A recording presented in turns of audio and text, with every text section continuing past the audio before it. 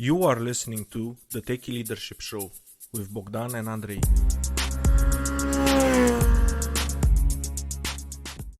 Hello and welcome to the Techie Leadership Show.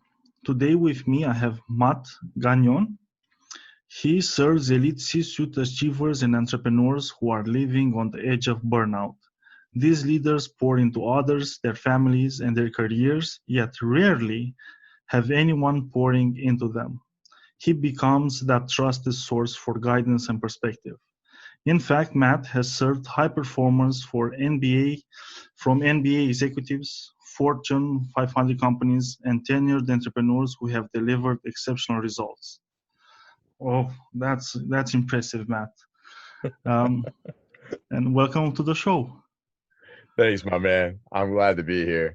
I think what I'm most proud of though is really just, being a father, being a husband, being a friend, and being a servant in this world.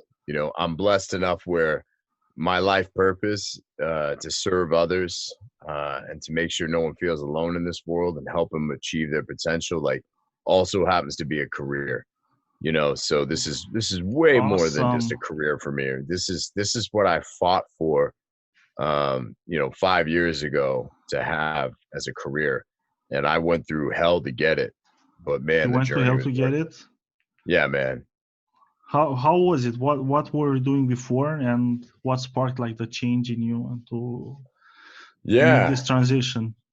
So I spent 15 years in that corporate life, and it was in the retail side of the world, working for great companies like Staples, Cole Haan, Under Armour, Carter's and Oshkosh. I had an amazing experience there. It was incredible leadership skills that I was able to learn, recruiting, developing talent, marketing, operations, you name it. Like I had my hands in a lot of different things covering territory across the US. Sounds amazing. It was amazing, but it also burned me out. Like I allowed it to burn me out. It was a lot of travel, sometimes 25, 26 nights a month. And always being on a plane, never being able to build like a core circle of friends outside of work. Just not having much fun or recreation or fulfillment in life. Everything was around work.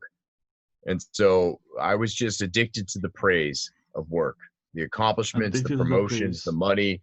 I was addicted to praise since I was a child. I mean, I got hooked on that real early, just the idea of feeling loved and appreciated and seen. I took it to a whole other level. And so I ran with it as an adult in my career life. The thing is just, that life of just like drive for success and checking off every box that society told me would make me successful really just made me exhausted, and it allowed me to make myself sick. And then I didn't feel fulfilled at all. I felt empty. I felt like I was living someone else's life, and I didn't want that anymore. So it was really right around, I'd say 2013, I get introduced to the coaching industry while I'm at Under Armour. And it was just through taking a developmental course while I was at the company about behavioral assessments. And the person running it was had been involved in the coaching industry. We'd started a conversation, and he said, man, if this is something you're interested in, the coaching world, like go check out some schools. And he gave me the Coaches Training Institute is one to check out. He says they're expensive, but man, he goes, they're the best out there. And so I checked it out and fell in love with the idea, but allowed a limiting belief in my head around the money part and the time piece that I couldn't do it. So I spent a good 2 years almost kind of arguing with whether or not I could do it. With yourself, basically. Oh, yeah, with myself. I had an infant son on the way that was born April 29, 2013. And then congratulations. Thank you. He's 7 now. And nice. And then, unfortunately, coming up on June 6th will also be the 7th anniversary of my dad passing away. So he passed away shortly after my son was born. So there was a series of events that happened that made life very challenging. And so finally, by the fall of 2014 in September, I made the leap and said, I'm going to sign up for coaching school, and made a serious investment. You know, you're talking about over 15 grand when it's all said and done. Yes. A lot of money. To do this. A lot of money. I had a great 6-figure job though, too, to fund it. But time was limited. It does help, but it doesn't mean you're doing well in life though either. I had a mountain of debt. My wife had been out of work. It was a difficult pregnancy. You know, there was a lot of situations that still, you know, you can have 6 figures and still live check to check. You can have 7 figures and live check to check, you know, so it's all perspective. So I was all in though. But again, the big thing that happened was I got sick by the spring of 2015 and everything changed. Mm-hmm. And that's like the tragedy that I've heard a lot, and I also lived it myself, because it's not something that you can avoid. It's a mistake that seems it's really common. It's like doing all the right things, pedaling on the treadmill, rising up on corporate ladder, and at the end you're not fulfilled. You have the money, the house, the titles, the everything that you see in movies, Right. that you should get it, and at the end you're like, is this all that life is? It's like, why? I feel like I'm meant to do more. Right. And it's good that some people find a way to channel that drive and make it more healthy and enjoy their family lives, all the good things in life. They get to enjoy. I think you're right. You know, but the other thing too I'm learning is I don't want to give such a bad rap to the corporate life though either. Because look, not all of us are designed to be entrepreneurs, or else the world would be a very strange place if we all had our own business. But you know, the corporate life though too is phenomenal for some people. Like that's what they're meant to do, and they're really, really good at it. Just like I'm designed to be an entrepreneur. So I could have been much better at that corporate life had I had the actual boundaries I needed to be successful in it, but I didn't. I allowed that lifestyle to run me. And I allowed society's rules to be my rules. Their values became my values. So that was my fault, you know, and I own that part. And so I have no ill will towards the retail industry or the corporate life. I say, you know, I've said in speeches before, I sold my soul to the corporate life. I sold it. That was me. I had to choose to give that away. Nobody took it from me. You have to give it. And so that was my choice. And so that's why I also take accountability by saying retail didn't burn me out. I did. Yeah, and that's important, especially, and if you can set boundaries, you can have like a wonderful life. And without working in other businesses and in corporate life, you wouldn't have like interesting stories to tell. And I'm really interested in what stories you have to share with me. So without further ado, what would be the biggest leadership success story you've witnessed personally? That I've witnessed personally, you know, outside of my own journey, I've been able to work with a lot of people who've connected with similar journeys too. And I think that's what happens. You attract your own tribe, people who relate with your own journey.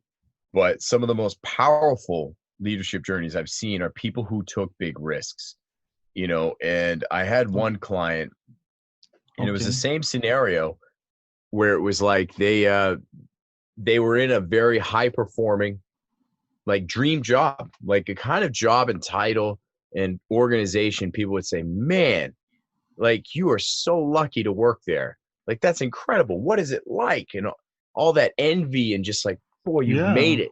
But the individual themselves is like, no, I don't want this. I never see my family, you know, and I don't like the area I live. I want to be closer to family, you know. And so, but everybody thinks that this is the best thing. So am I ungrateful for wanting something else? Because I should feel like I'm lucky and fortunate to have the job that I have. So does that make me ungrateful for wanting something else? It's an interesting question. Pressure. Yeah, social pressure and people telling you, no, you should be grateful. How dare you want something else? It's selfish. You have a family, you know? So, Yes. but you know, this individual had to really talk to them about what their own values were in life and what was it they were looking for, you know, and what would it cost them, you know, if they stayed in their current company? What would it cost them? You know, not financially, but emotionally. Yes. A tough And conversation to have. it is, and it's one you have to have with yourself, Yeah, you know, exactly. and with, you know, with your spouse, you know, the two of you have to be aligned in that thing if you have a partner in life.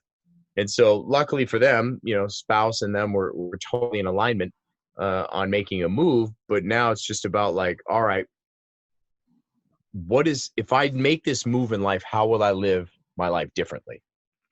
Is it actually going to answer the problem I have of wanting more time with family, wanting to be closer to my extended family, and be home more, be able to travel more? Will it answer that? And so I had to watch this person. And so the leadership perspective is really more the leadership style in their life, not just at work. But now the idea was like, how do we build a lifestyle that you can build a career around? Versus the other way, which we typically do, is build a career and build a lifestyle around the career. You Yes. know, how many times, like, you know, somebody will ask you to do something, and, you know, I'll say it from my own perspective. Someone would ask me, hey, would you like to go out this weekend? And I'd have to say, well, let me just see what happens with work this week and I'll let you know. It's like, Yeah. wow. Like, and that's so many times. How many times have I heard people say, let me see what's going on with work and I'll let you know, and there's no commitment. It's always hanging on the line of like, if everything goes well this week, then I'm all in. And it usually doesn't go well. Yeah. And, Work you know, so always surpasses. those are typically my clients, are the ones that habitually bail and cancel plans at the last second or are never willing to commit on anything. So I want to take it and turn it around and make your lifestyle first and build your career around it. And making the exception is when you cancel something to do a work thing. That's the exception. But Awesome. stop canceling life. And so I help this client to stop canceling life and to ignore the judgment and pressures of others in society and actually pursue what they really wanted to do in life. And you know what? It took some time. It took some time. Yeah. But they were willing to go through that journey, and it was a complete transformation in their life where they were able to transition careers. They had to make some adjustments financially, temporarily, you know, and then Yes. were able to start having this lifestyle that they had always dreamed of having. So And so I how think is your client now enjoying life? How is it like basically being the amazing. leader? And look, you know, I'm not going to say it's always roses. It's not. Oh It's still yes. life. They're still alive, and they're still For sure. living the same life we all do, which has its ups and downs. But man, the overall thing is way better because they're achieving what they wanted to have, and that is having that family time, having a support system of family nearby. I'll tell you what, because like, you know, do you have kids? Yes, I have a daughter. Beautiful, She's man. 6 years old. Yes. Oh man, congratulations. So Thank it's you. like, do you have family that lives nearby? Oh yeah. See, My that's parents, beautiful. my wife's parents. You Actually, got a my parents support are system. moving closer to me now. Whoa. All right. I still hope that's a good thing. It is. But you have that support system. And so you can imagine though, sometimes what would it be like raising, you know, a child and it's just your spouse and you have no family around for any kind of Oh, support, it'll be so you know? hard. And I've experienced that. I know what it's like. I live 2,200 miles from our family, you know, so it's my wife and I. And so now this person has their support system. They're closer to their family. Like life is so much better now, you know? And so I've seen these things from other people too. I had another client too that was brand new to leadership and had been incredibly wildly successful throughout their career. But now we're in a situation where they had to lead others. And that was Yes. a massive transition. And so So helping that person learn how to understand and identify different communication styles and learning styles and helping educate them on how to flex their communication style in order to meet the needs of their team, you know. And so also how to have honest conversations with their team, how to lead without yes. trying to be liked, but to lead because of doing the right thing for business. Leading just to be liked is going to get you in trouble. And you end up not being respected for it. So, That's true. and it was also learning how to delegate and follow up, so because a lot of brand new leaders that were successful as individuals get into that role and they don't delegate because the mentality of nobody can do it better than me shows up. And when you do it from that perspective, you never empower your team, you never delegate, and then they feel underutilized. And now you have a retention issue because employee engagement is poor. So, I worked very hard with this individual because they worked very hard. And we watched their communication style dramatically improve and how they took an interest in their teams, how they learned to coach in the moment, how they learned to educate and empower their team. And then what that did for them was it led to more promotions for them because what they were able to do is train their replacement. They had people on their team. Nice. And the thing is, that's the secret in this world. It's like you can't get promoted in a corporate environment unless you've trained and hired your replacement. If you don't have your replacement in mind, if you don't have your replacement in store, like, why are you going to get promoted? You're going to give that responsibility to somebody else, to pick up the pieces because you've moved on. So that was probably the best part. They became known as training and developing future bench strength. And so, it was a beautiful story, and it's been a common theme now. Yeah, and you're so right, Matt, because if you're in an organization and you're awesome at your job, even if it's a higher up job, but if you want to move even higher, you need to have a person ready to step in that position because everybody higher up, we're going to see who's going to fill that void. We don't know if we're going to get a person that's as skilled as this one to do the job. Yeah. You want to level up on that too, is have someone internal and external in mind. You need to be networking outside of the business too. Internal's always the best. It's always the best scenario for most part, but it's good to have a backup externally too. Are you networking beyond the four walls of where you work? And so having an external backup in place is ideal. And you also network too, just because it gives you a global perspective of this world. So I made the mistake a long time ago in the beginning of my career where it was just like, no, I want to work for this place for the rest of my life. I have no reason to go network outside of it. I felt like it was like cheating on my company. Like I wasn't being loyal. And so, no, get out there. You never know what's going to happen, but build relationships, be a servant, get a global perspective, learn new stuff, So that's why I've leveraged LinkedIn so much. Awesome. And what would be like your top tip for communication? Because everything we've been discussing here, it's about being a better communicator. So what would be the one thing that if you start doing it, you get like exponential results from it? You want to be a great communicator, be a great listener. Simple. And it's true because we got 2 years and 1 month and we should use them in that ratio. It's really simple. If you want to be a great communicator, be a great listener. You can't be somebody who's always waiting to get in the next word. And those are the people that usually have their mouth open while you're trying to say something because they're just waiting for you to take a quick breath so they can go, oh yeah, and just complete. And if you're doing that, you're not listening. If you're already thinking about what you're going to say or what question you're going to ask while the other person's talking, you're not listening. If you are somebody who is listening to the person in front of you speak and they say, yeah, I'm thinking of taking a vacation to Costa Rica next month. And the first thing that comes into your mind is, I've been to Costa Rica, and now you're not listening anymore. You have good intentions because you want to share stories, but now you've turned it around, you've taken the conversation, you've made it you. And it's so tempting to do. We do it, I've done it plenty of times.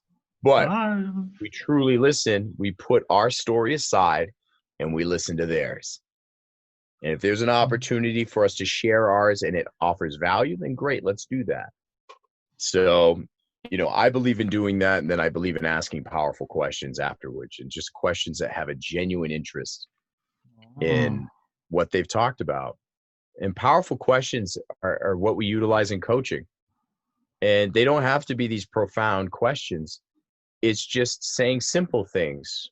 Like what I was talking to you before we even started I wasn't even trying. It's not like I was trying to coach, but it was just taking a genuine interest in you before we started the podcast. Well, Yeah, what do you love it was about really it? nice. What do you love about, doing a podcast? And it's a different style of asking a question of saying, why podcasts? Because when we ask questions that lead with why, people tend to get defensive. It's like, now I have to justify it because you said why. Why would you do that? And so just asking it differently. What about that's important to you? What do you love about it? How has it served you so far? So there's all kinds of different ways to ask questions that are powerful and allow people to open up even deeper. I think one of the most powerful questions you can ask is just what else? It's just two words. Yes. I've had people share all these amazing details with me about, what's going on in their life. And I'll just say, what else is happening? What else is there? And all of a sudden they drop a beautiful bomb on me of like just this amazing piece Yes. of, and it wouldn't have shown up if I hadn't asked just, one question with 2 words in it. So, powerful, genuine questions also are a great way to show that you're listening. And it makes you a powerful communicator. I'm gonna steal that from you. So Yeah. just you know. Yeah. Learn to be a great leader and the rest will fall into place. And Matt, what is the biggest leadership failure that you had the unfortunate experience of witnessing? Witnessing, why don't I just say what I did? Okay. I've witnessed my share, but it's more important to say what I've done. For myself, my greatest leadership failure was trying to be somebody else. When I tried to be my boss, when I tried to lead like my boss and lead my teams their way, that was the worst. That was the worst failure I ever had because in which way? I was trying to impress my boss, and I was also taking the pressure from them to lead like them because that was the pressure. Hey, the way I lead, that's the right way to do it. You should lead that way too. And I should have been a stronger voice. I say should have, and that's kind of shaming, but that was my thought back then. It's like, man, this doesn't feel natural. And while I was very successful as a leader, there were times it didn't fit me. It didn't seem right, and I came across as too, sometimes it's almost arrogance, harsh, and it was all because I was trying to be somebody else. I was trying to lead like somebody else, and it was not right. I was young in my career. I was heavily influenced, and I liked the praise I was getting from my supervisor to lead a specific way. And I wasn't always the leader my teams needed me to be. And that, it breaks my heart to think of it today. It's something I've worked really hard on to ask for forgiveness on, for those small moments where I let people down. I know a majority of the time I was there and I delivered for them, but there were some clutch moments when they needed me and I chose to lead in a different way that didn't align with my values, but aligned with the company values or my boss's values. And I let them down. And then there were other times too, I was a warrior. And the further along I went in my career, I learned what battles to pick and to say, this is the hill I'm going to fight on. And I'll go down swinging for my teams on this one. I'm willing to take any bullets. But that's the biggest leadership failure I can think of, that could really be a challenge for a lot of people, is trying to lead as somebody else or the way you think you should lead versus what's natural to you. Yeah, and that's important, being authentic. And you don't have to pick everything from a person that you admire. Pick the stuff that jives with your own personality and incorporate different stuff and form your own way of leading and being. And then people are going to have an easier time working with you and following your lead because they're going to see, look, he's authentic. They won't see, like, they won't pierce through the veil and see, like, that's not how he is, he's pretending.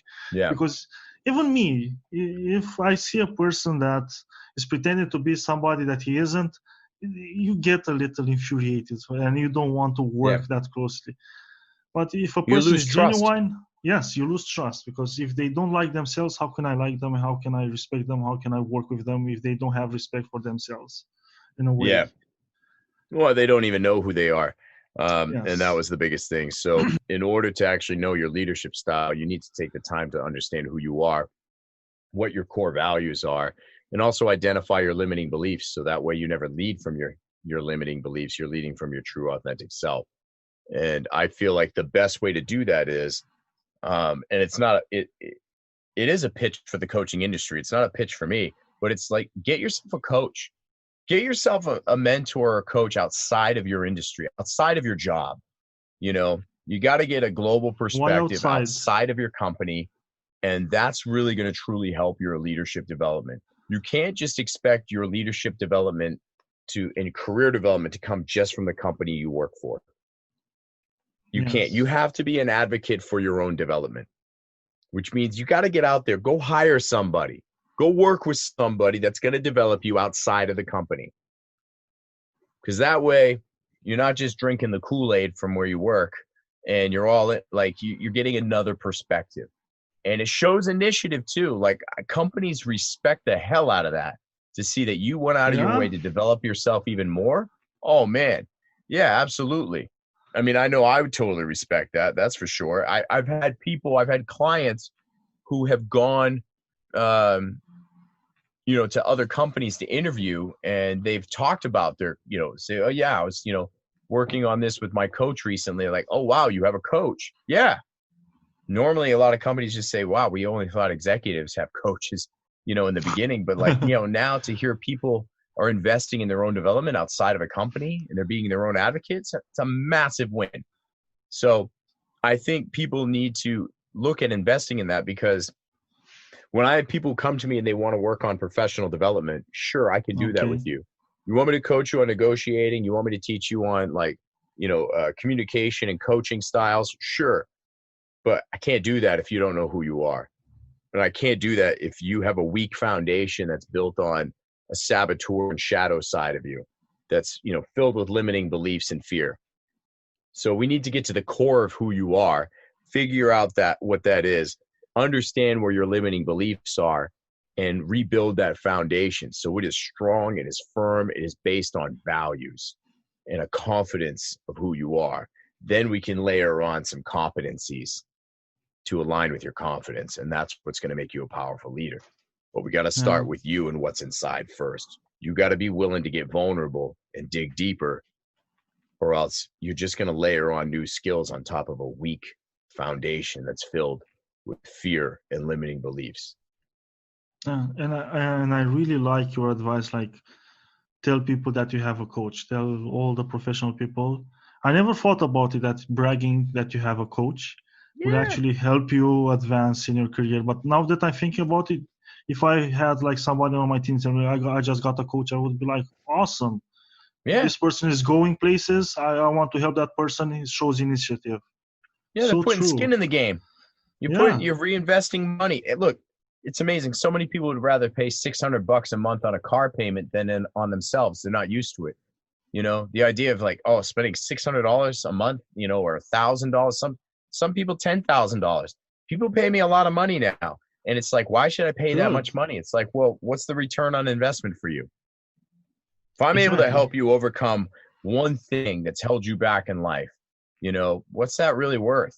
And that's the beautiful thing, is to see those things happen, to see people overcome that stuff, and again, it's watching people who really, really do themselves a disservice by just trying to take everything on their own. I think it's amazing when we try and tackle things on our own strength sometimes, but eventually it's like, you only know what you know. And so if you're going to go at something that's going to have a big impact on your future, you might want to know what your blind spots look like and get a different perspective on things. So, it always it cracks me up when somebody's like, I'm looking for a new career, and they don't want to invest much in their own development, or even if it's as simple as like, they're just like, well, I don't want to pay that much for it. It's like, well, how much is this new career going to pay you?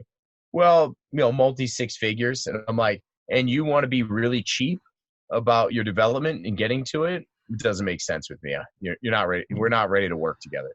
It's like, hey, I need my resume and LinkedIn fixed up so I can get this bigger job. I don't want to pay more than $60 for it. I'm like, really? To get that 6-figure job, you don't want to spend more than $60? I'm like, man, I don't think you're very serious about getting that job. And this reminds me like what my grandfather used to say all the time, like Mm. all you have in life is what you have in your head. The rest of it, you can all go away like in a day. And he suffered, like the communists came and they took everything away from him. But he was Man. still successful even afterwards because he had a lot of knowledge and he invested like even in the 30s and 40s, invested in himself. And that was his like sort of mantra. Always invest in yourself, because everything that you know, nobody can steal it from you. Wow. Whoa, it doesn't get much more powerful than that. What a testimony. Thank you for sharing that. That's And incredible. Matt, what is your leadership philosophy? My leadership philosophy. Man, in my 20s and early 30s, it probably would have sounded a lot different, more of a wartime Braveheart scenario. On these Where it was shields, just, boys.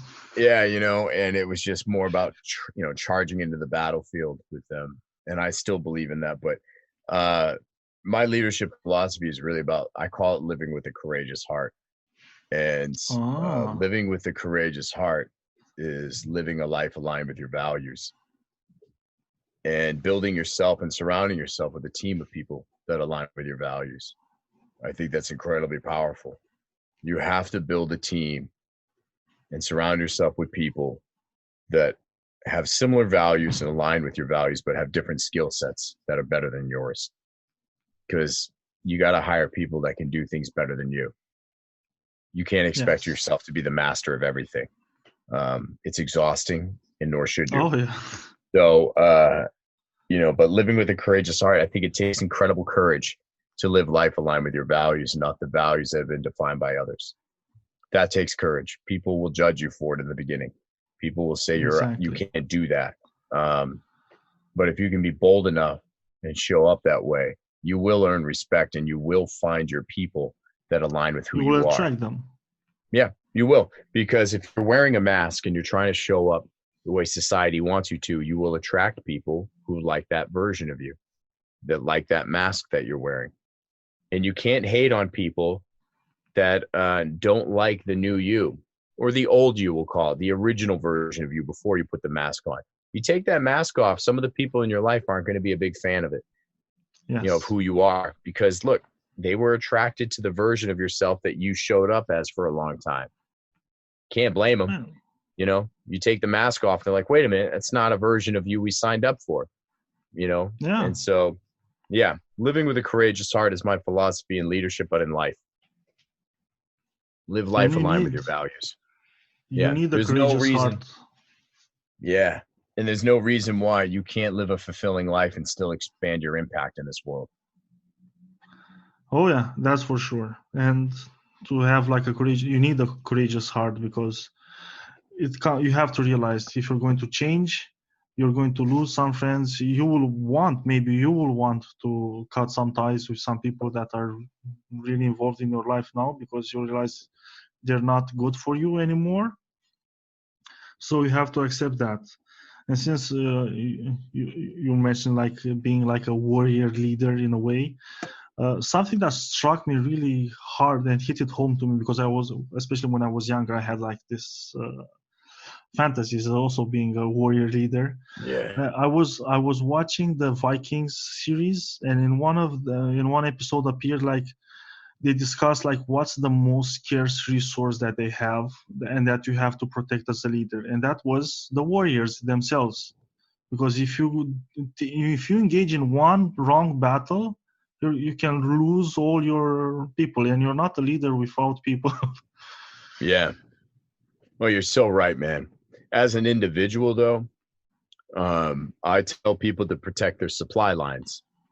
And as an individual, if you want to be the best warrior, the best version of yourself in this world, you need to be able to protect your supply lines. And it's something that I failed to protect when I was in the corporate world. And it's something I've failed to protect at times as an entrepreneur, because I put everything ahead of it. And these supply lines are the 5 things I believe that you have total control over in life. And when I got really sick in 2015, I had to rely on these things to help heal my body over just the medications I was taking. So these 5 things you have total control over are your sleep, your prayer and meditation time, your fitness, your nutrition, and the inner circle of people you surround yourself with. You have control over those things. And people have told me, they said, well, it sounds easy, Matt. That sounds great, but it's not easy to make time for those things. It's, we got busy lives. We have kids. We have all this stuff. And I'm like, well, if you don't create time for these things, then you're creating time to get sick. You're creating time to burn out. You're creating time for stress. So you tell me, that you can't make time for it. I think it's a load of crap. I think most people aren't willing to create time for it. So there's always a way. And you're going to run out of energy if you don't protect the supply lines, and no more advancing. You can't serve on an empty tank. You're going to just start, writing bad checks, on the energy that you have, because there's nothing left. So, I've had a good friend say money's infinite, time is finite. And so we only have so much time. We only have so much energy in ourselves every day. So you need to allocate that where it goes, but you got to put yourself first for your basic supply lines. There's nothing selfish about putting those things first. And that's the myth, that people think they're being selfish if they put those things first in life. And I'm like, there's anyone in your life that gives you crap for putting your fitness, nutrition, and your health and your prayer time and your connection with other people. If anyone gives you crap for that, then you don't need them in your life. That's terrible. Even with kids, as parents, we give ourselves a hard time, where I hear parents say, well, I just didn't eat today. Kids needed stuff and I fed them and then I got busy. And I'm like, how are you as a parent when you don't eat? And they're like, you get a little cranky and grumpy. And I'm like, your kids aren't benefiting from that. I was like, you know what? I was like, your kids are not going to notice if you eat a sandwich first. They're off doing their own thing, having a blast during the day.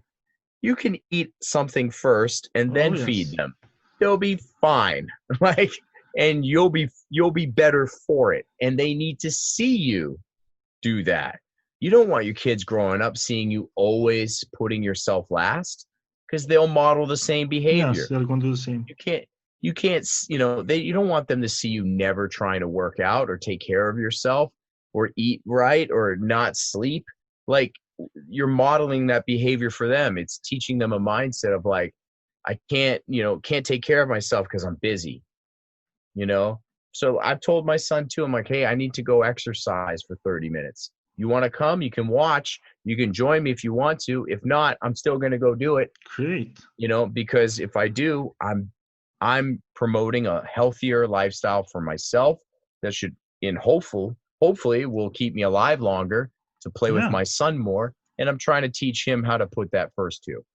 So and that's my rant. Leading by model, it's important. And it's the best thing, the best way to lead, basically. Go first.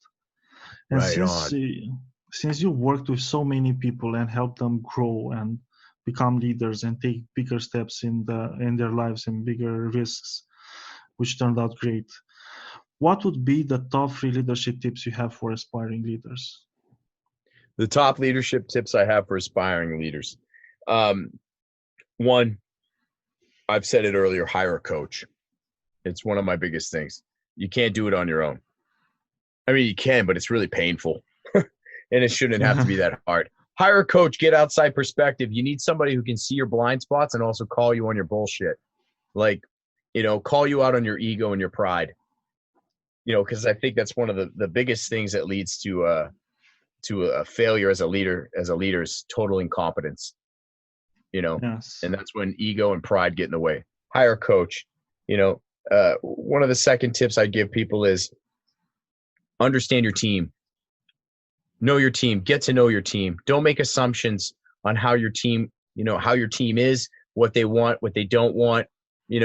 That's a dangerous place. Well, I know that they'd probably like this. No, ask them. Find out. The third thing is don't try and lead to be liked. Everyone likes to be liked. And when I say that, people go, oh man, are you just saying, be a dick? I'm like, no. It's not about a popularity contest. Not everybody's going to like you. but lead as a leader that you demand the best out of people. Yes. Demand You the best stretch out of them. people. Yes, stretch them, make them grow. And sometimes that's not going to feel good. Oh yeah, Growth for sure. doesn't always feel good.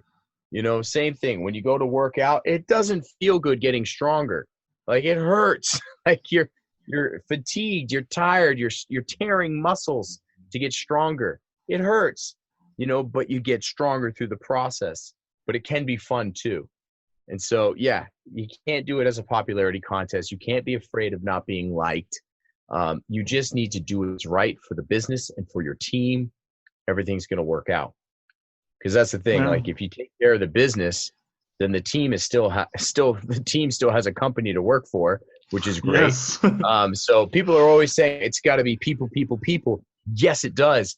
But you have to lead in order to drive the business, because without the business, there are no people. Yeah. And you And can the say it the more other you way. grow, There's no people, there's no business. It's symbiotic. But yes. you could have great people, but if there's no company left and everybody Oh yeah. likes you, it doesn't matter how much everybody likes you. If there's no company left, you got to say goodbye to those people. And I think once you say goodbye to them, they're not going to be too happy with you. So Yeah. it's not as complicated as it sounds, but it's really those simple things. Get a coach, understand your team by asking them questions and getting to know who they really are. And the other one too is don't make it a popularity contest. Yeah. And business growth and growing your team at the same time, it's a balancing act. Have to go from one to the other. So it's not going to be perfect, for God's sake. It's not going to be smooth and like you see in the movies, it just happens. No, but that's what gives savor to life. It makes it worth living. You have stories to tell. And you build a team that's when you get together, say, yeah, we did this and we did that. It was hard, but we succeeded. Be willing to fail. If there was a fourth tip in yeah. there, it's really be willing to fail. Like you're going to screw up at your job. You're going to mess up some coaching conversations too. You're going to say the wrong thing or, do it the wrong way, and it's not going to go well. You'll be fine, as long as you're not saying anything too stupid. You'll be all right. Like, you're going to make mistakes, but like, you'll be fine. You have to keep doing it. You have to keep trying. You have to be willing to fail, or else you're just going to be playing it safe and you're going to have minimal growth, if any. No. So you have to be willing to fail. You have to be willing to take some chances. And that's where you're going to find the real success in life. And you're going to build more trust with your teams. If you make mistakes with them and and then you make it right with them, it builds trust, but yes, if you do it from a place of serving, you can't go wrong. And if you think about it, the closest friends you have are people that you failed a lot together. So you have lots of stories together. And Matt, I know you've invested a lot in yourself. And I'm really curious, what is the book that had the most profound impact on you? Say that again? So I know you've invested a lot in yourself. So I'm really curious, what is the book that had the most profound impact on you? The book. I'm not a huge reader. And I'm not going to apologize for that. I used to do that all the time. I know I should be. But, one of the books that had the most profound impact on me was when I was 17 years old. It was 1997. I'm a junior in high school. And my grandmother gives me a copy of Dale Carnegie's How to Win Friends and Influence People. Good. And, I read that. Everything connected with me. I was like, well, this isn't rocket science. This is common practices. This is just being a decent human being in a lot of ways. Yes. But it reinforced those simple things. It told me that leadership doesn't have to be complicated. It really can be simple. Very simple, basic principles around treating people and taking interest in people and listening to people. It had a very profound impact on me. And I was a class president at the time in school. I was class president in college. Like leadership was wired into me, and it helped me become a better leader. It helped me learn how to build better relationships, for sure. So that had a very profound impact on me. And I'd say The second one that had a really strong impact on me was more of a business book when I was going into the coaching industry, but it was called The Prosperous Coach. Ah, And I think this is a great book for any entrepreneur, not just coaches. There's a lot of coaching tips in there, but this isn't about like a book that says like follow these steps for a 6-figure income. Like that stuff doesn't turn. I hate that crap. yes. It's not my style. I'm not going to tell you how to 10x your business. I want that to be a result of the work we do together. But like when I read The Prosperous Coach, what I got out of it was more about overcoming my own limiting beliefs around marketing and sales and understanding my own value and being bold and confident to ask for my value in this world with my clients and with my business, to not undercharge, to not undersell myself, to stop offering discounts right off the bat, to focus on not trying to trade my time for money all the time, but to think bigger, to stop thinking and building a business from a place of lack, but from a place of abundance and value. And the idea that, if my client achieves what they really want to in life, the return on investment will always be greater than what they pay me, always.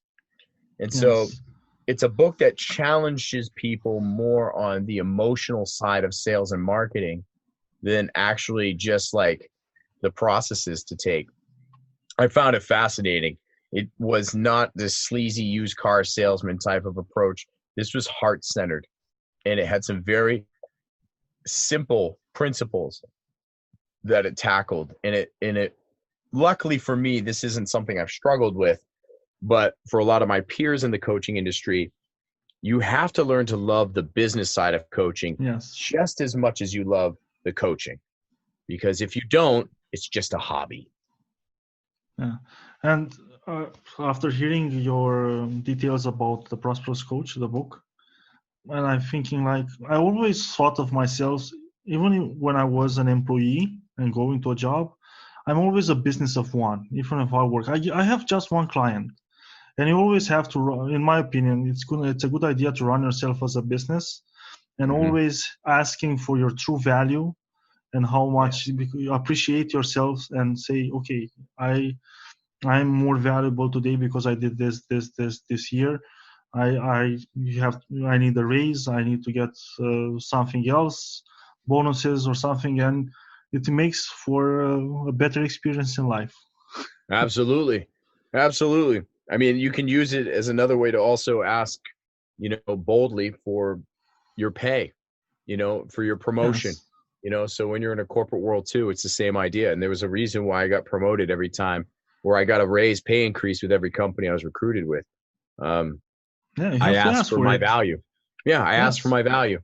And I understood the value because I also understood the company's pain points. And so the question always was, well, if I can help solve the pain point you're hiring me for, what is that really worth to you?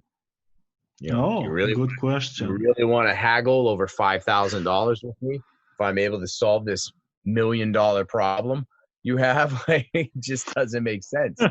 Exactly. That's Matt, my stance on it. Yeah. Matt, if people want to find out more about you, where should they go? Interesting question right now. Right now, the best place is to go to LinkedIn. Find me under my name. I know you'll share the spelling on there. Yes, I'll also put LinkedIn's where I've had 70% of my business. It's where a majority of my content goes. I operate the company Life Story Coaching. But now as the business has grown so much, I'm starting to transition more into that personal brand because people associate my name with me, not necessarily with Life Story Coaching. So it's an interesting place to be about transitioning to a personal brand as a company. But you can still find me on LinkedIn. Website's under development again. And on Instagram, you can find me at I am Matt Gagnon, spelled Gagnon. But yeah, and you can always reach out to me in those places. Send me a direct message. Let me know if you're interested in working together. I got a ton of stuff in the works right now with online programs and some great evergreen content. Creating some very low barrier to entry courses out there to get people started in the process so you don't have to just jump head first into one-on-one coaching. because I'm reducing how many people I bring on board for that now. But more stuff in the works, my man. Great. And I highly recommend go and connect with Matt and follow him on social media, see what he has going, buy some coaching from him. I highly recommend it, especially after this conversation. I'm sure he's going to help you take over the world. Thank you, Matt. Thank you, Matt, for being on the show. Thank you, my brother. Appreciate you. Okay, bye-bye. That was today's episode. Tune in daily. Rate, like, subscribe, and share, please. Oh, you can find further info and materials in the show notes on techyleadership.com, including links to the guest book recommendations.